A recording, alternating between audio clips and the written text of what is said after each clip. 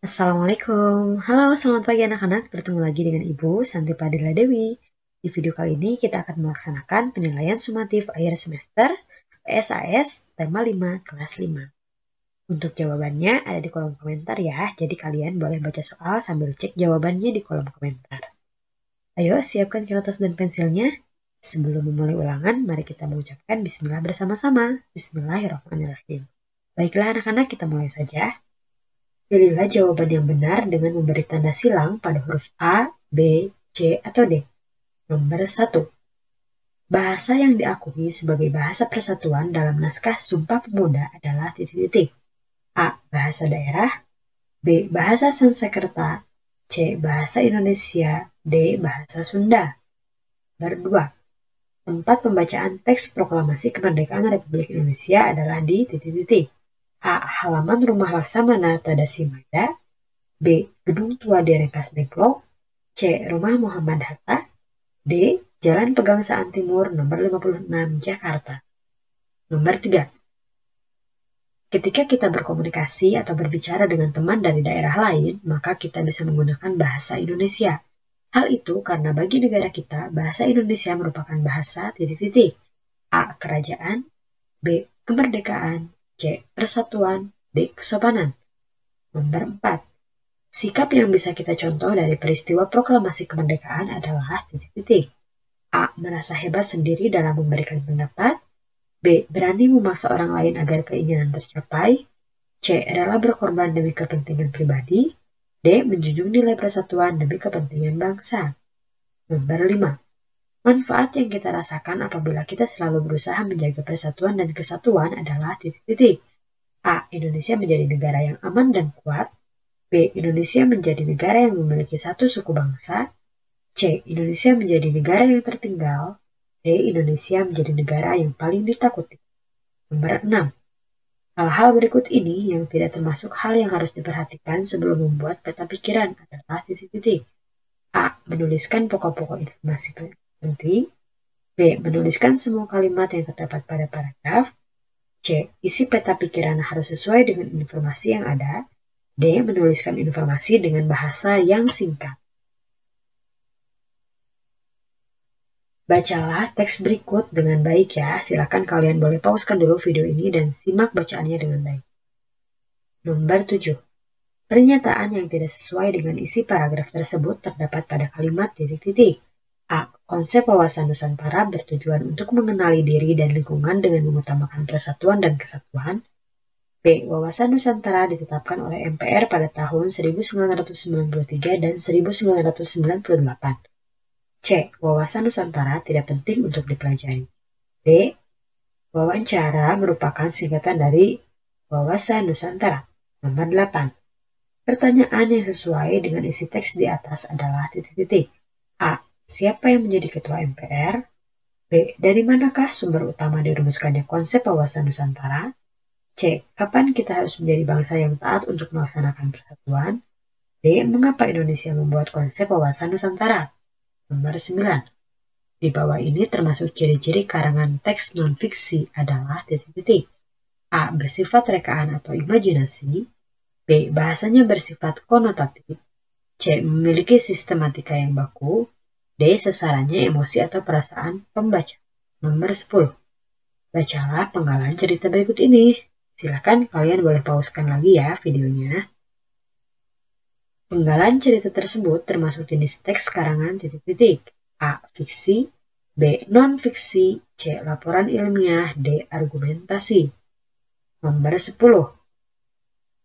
Komponen lingkungan yang berisi makhluk hidup dinamakan titik-titik. A. Manusia. B. Biotik. C. Abiotik. D. Hewan dan tumbuhan. Nomor 12. Berikut ini yang termasuk kelompok hewan pemakan rumput adalah titik-titik. A. Kuda, singa, macan, kambing. B. Kucing, tikus, kuda, kambing. C. Kambing, sapi, kerbau, kuda. D. Kuda, rakun, kambing, harimau.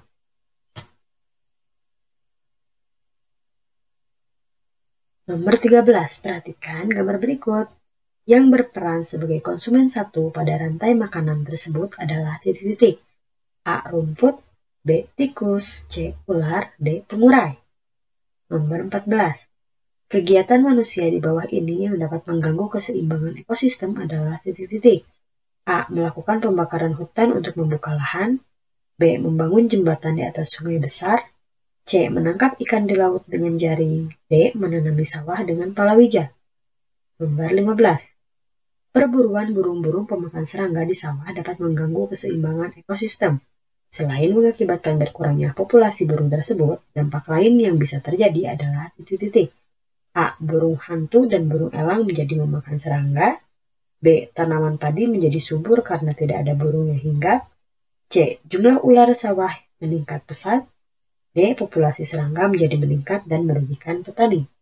Nomor 16. Peta merupakan alat penting dalam geografi karena mempunyai beberapa fungsi berikut kecuali titik-titik. A. Sebagai pendukung kegiatan pemerintah.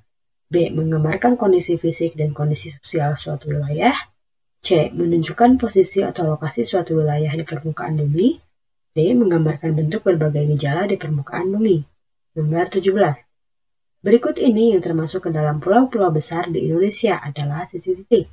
A. Pulau Kalimantan. B. Pulau Nias. C. Pulau Samosir. D. Pulau Bali. Nomor 18. Perbedaan ketampakan alam dan ketampakan buatan adalah titik-titik. A. Ketampakan alam contohnya sawah, sedangkan ketampakan buatan contohnya pantai. B. Ketampakan alam sudah ada dengan sendirinya, sedangkan ketampakan buatan ada karena campur tangan manusia. C. Ketampakan buatan tidak bisa diperbarui, sedangkan ketampakan alam bisa diperbarui. D. Keduanya tidak ada perbedaan. Nomor 19. Benua Australia merupakan perbatasan Indonesia yang terletak di sebelah titik-titik. A. Barat laut. B. Utara. C. Timur laut. D. Tenggara. Nomor 20. Indonesia merupakan negara yang terdiri dari ribuan pulau. Hal ini menyebabkan terciptanya titik-titik. A. Keanekaragaman suku, ras, dan budaya. B. Suku dan ras yang sejenis. C. Jumlah penduduk yang sedikit. D. Pertikaian antar daerah. Nomor 21. Di bawah ini yang merupakan lagu dengan tema hewan adalah titik-titik. A. Halo Halo Bandung. B. Cicak-cicak di dinding. C. Ampar-ampar pisang. D. Topi saya bundar. Nomor 22.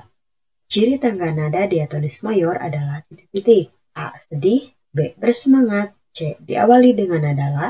D. Pola intervalnya 1,5, 1,1,5, 1,1.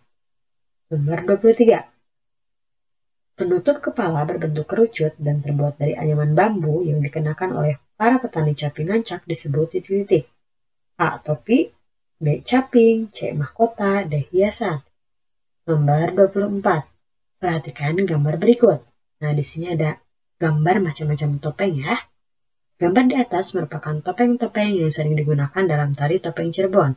Perbedaan bentuk, warna, dan ukiran pada topeng tersebut antara lain bertujuan untuk titik-titik. A. Menyembunyikan karakter asli penari. B. Menegaskan peran penari yang memakainya. C. Menakuti para pengunjung. D. Membuat para penonton tertawa. Nomor 25. Berdasarkan gambar di atas, karakter topeng yang mewakili nafsu yang mengganggu umat manusia adalah titik-titik. A. Rumyang. B. Panji. C. Samba. D. Kelana. Kita masuk ke bagian B. Istilah titik-titik berikut dengan jawaban yang tepat. Nomor 26. Hari Besar Nasional yang diperingati setiap tanggal 28 Oktober adalah hari titik-titik. Nomor 27. Konsep cara pandang nasional yang bersumber kepada UUD 1945 dan Pancasila disebut juga titik-titik. Nomor 28. Teks yang ceritanya berisi imajinasi dan rekaan penulisnya adalah teks titik-titik. Nomor 29. Seorang ibu akan sangat menyayangi buah hatinya. Sinonim kata buah hati pada kalimat di atas adalah titik-titik. Nomor 30. Hubungan antar hewan yang keduanya diuntungkan dinamakan simbiosis titik-titik. Nomor 31. Perjalanan memakan dan dimakan pada makhluk hidup secara berurutan dinamakan titik-titik. Nomor 32. Pemukiman penduduk adalah contoh dari kenampakan titik-titik. Nomor 33. Indonesia memiliki tanah yang subur sehingga cocok untuk ditumbuhi berbagai jenis tanaman dan memperoleh beragam hasil pertanian. Hal itu membuat Indonesia disebut sebagai negara Lembar 34. Lagu yang bersifat riang gembira merupakan ciri tangga nada titik-titik. Lembar 35. Urutan tangga nada yang benar yaitu titik-titik. Kita masuk ke bagian C. Jawablah pertanyaan berikut dengan uraian yang jelas dan benar. Nomor 36. Jelaskan apa yang dimaksud dengan wawasan Nusantara. Nomor 37. Tulislah sebuah kalimat dengan menggunakan kata topeng. Nomor 38. Gambarlah rantai makanan yang berada pada ekosistem sawah. Bila tidak cukup, boleh di belakang atau di bagian yang kosong saja. Nomor 39. Apa perbedaan Indonesia sebagai negara agraris dan negara maritim? Nomor 40. Tuliskan dan jelaskan 5 karakter topeng yang ada dalam tari topeng Cirebon. Sudah selesai? Alhamdulillahirrahmanirrahim, kita sudah melaksanakan PSAS tema 5, kelas 5. Terima kasih kepada teman-teman yang sudah melaksanakan PSAS. Jangan lupa dukung terus channel ini dengan cara subscribe, like, comment, and share. Thank you for watching. See you in the next video. Bye-bye. Wassalamualaikum warahmatullahi wabarakatuh.